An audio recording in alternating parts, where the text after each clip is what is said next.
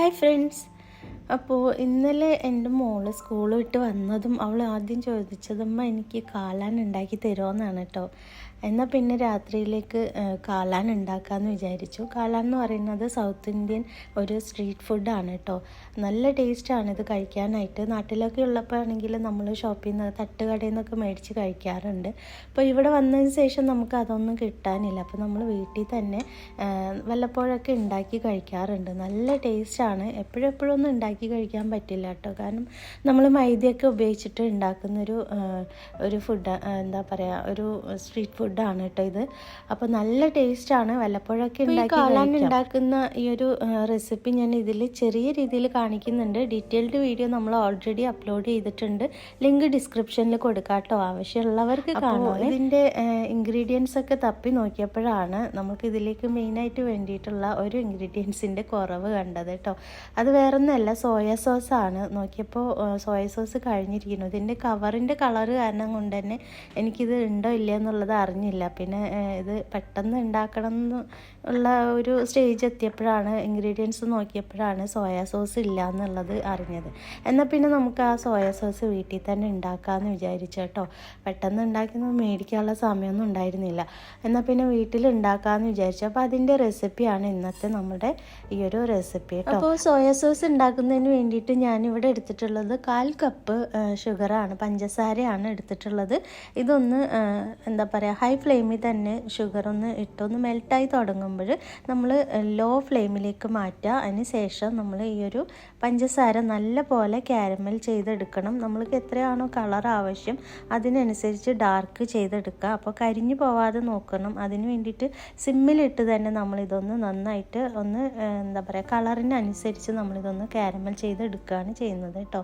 ഇപ്പോൾ നമ്മളിവിടെ കാരമൽ അത്യാവശ്യം നല്ല കളറായി വന്നിട്ടുണ്ട്. ഈ ഒരു സമയത്ത് നമ്മൾ 1/4 കപ്പ് പഞ്ചസാരയ്ക്ക് 1/2 കപ്പ് വെള്ളമാണ് ചേർത്ത് കൊടുക്കുന്നത്. അതായത് 1/4 കപ്പിൻ്റെ ഇരട്ടി വെള്ളമാണ് നമ്മളിവിടെ ചേർത്ത് കൊടുത്തിട്ടുള്ളത്. അതോടൊപ്പം തന്നെ നമ്മൾ വിനിഗർ, വൈറ്റ് വിനിഗറും കൂടെ ചേർത്ത് കൊടുക്കുന്നുണ്ട്. അത് 1/4 കപ്പ് അളവിന് തന്നെ ചേർക്കുന്നുണ്ട് കേട്ടോ. പഞ്ചസാരയുടെ അതേ അളവിന് തന്നെ നമ്മൾ വിനിഗറും കൂടെ ചേർത്ത് കൊടുത്തിട്ടുണ്ട്. കൂടാതെ ഇതിലേക്ക് ഒരു 1/2 ടീസ്പൂൺ ഉപ്പ് കൂടെ ചേർത്തിട്ടുണ്ട് കേട്ടോ. ഇനി ഇത് നന്നായിട്ടൊന്ന് തിളപ്പിച്ച് ഇതിൻ്റെ ഈ ഒരു ക്വാണ്ടിറ്റീൻ്റെ ഒരു 1/3 വറ്റി വരണം കേട്ടോ. അപ്പോഴേക്കും നമ്മളുടെ സോയാ സോസ് റെഡി ആയിട്ടുണ്ടാവും. ഇത്രയേ ഉള്ളൂ, വളരെ സിമ്പിളാണ്. സോയ സോസ് എന്ന് പറയുമ്പോൾ തന്നെ നമുക്ക് വേറെ എന്തോ വലിയ സംഭവമാണെന്നൊക്കെ തോന്നും. പക്ഷെ ഒന്നുമല്ല, വളരെ നിസ്സാരമായിട്ട് നമുക്ക് ഷോപ്പിൽ നിന്നെല്ലാം കിട്ടുന്ന അതേ ടേസ്റ്റിലുള്ള സോയ സോസ് ഉണ്ടാക്കിയെടുക്കാം കേട്ടോ. ഇപ്പം നമ്മുടെ സോയ സോസ് റെഡിയായി 1/3 ചുരുങ്ങി വന്നിട്ടുണ്ട്. അപ്പോൾ അതേ കണ്ടില്ലേ, നമ്മളുടെ സോയ സോസ് ഇവിടെ അടിപൊളിയായിട്ട് നമുക്ക് കിട്ടിയിട്ടുണ്ട്. നമ്മൾ നൂഡിൽസൊക്കെ മേടിക്കുമ്പോൾ അതിനകത്തുള്ളൊരു ചെറിയ സാഷലിൽ, ചെറിയ പാക്കറ്റുകളിൽ ഉണ്ടാകുന്ന സോയ സോസ് പോലെ തന്നെ ഉണ്ട് കേട്ടോ. നല്ല തിക്കായിട്ടുള്ളൊരു കൺസിസ്റ്റൻസി ആയിട്ടുണ്ട്. നമ്മൾ 1/3 നമ്മളിത് വറ്റിച്ച് കുറുക്കി എടുത്തിട്ടുണ്ട്. അപ്പോൾ സിമ്മിൽ നിന്ന് നമ്മൾ മീഡിയം ഫ്ലെയിമിൽ ഇട്ടിട്ടാണ് ഇതൊന്ന് നമ്മൾ ആ ഒരു 1/3 വറ്റിച്ചെടുത്തിട്ടുള്ളത് കേട്ടോ. അപ്പോൾ നമ്മുടെ സോയ സോസ് വളരെ പെട്ടെന്ന് ഒരു 5 മിനിറ്റ് 10 മിനിറ്റിൻ്റെ ഉള്ളിലൊക്കെ നമുക്ക് വീട്ടിൽ തന്നെ ഉണ്ടാക്കിയെടുക്കാം.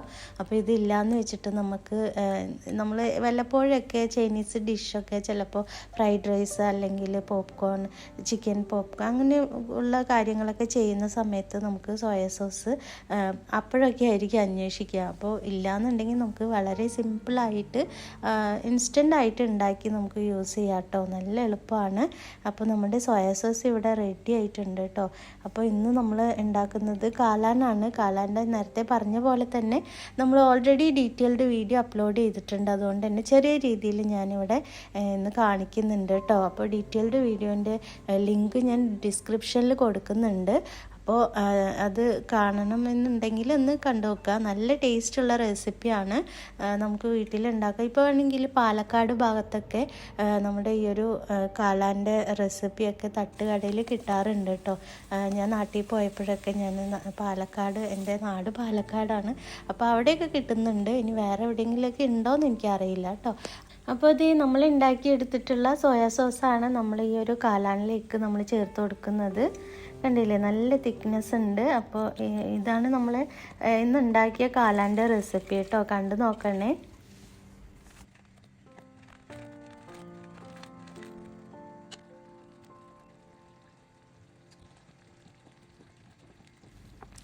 അപ്പോൾ കണ്ടില്ലേ ഫ്രണ്ട്സ്, നമ്മളുടെ കാലാൻ ഇവിടെ റെഡി ആയിരിക്കുകയാണ്. അപ്പോൾ നിങ്ങൾ ഇതൊക്കെ ഒന്ന് ട്രൈ ചെയ്ത് നോക്കാം കേട്ടോ. അപ്പോൾ എല്ലാവരും നല്ല ഹാപ്പി ആയിട്ടും ഹെൽത്തി ആയിട്ടിരിക്കുക. ഇൻഷാ അല്ലാ നമുക്ക് മറ്റൊരു വീഡിയോ ആയിട്ട് വീണ്ടും വരാം. താങ്ക്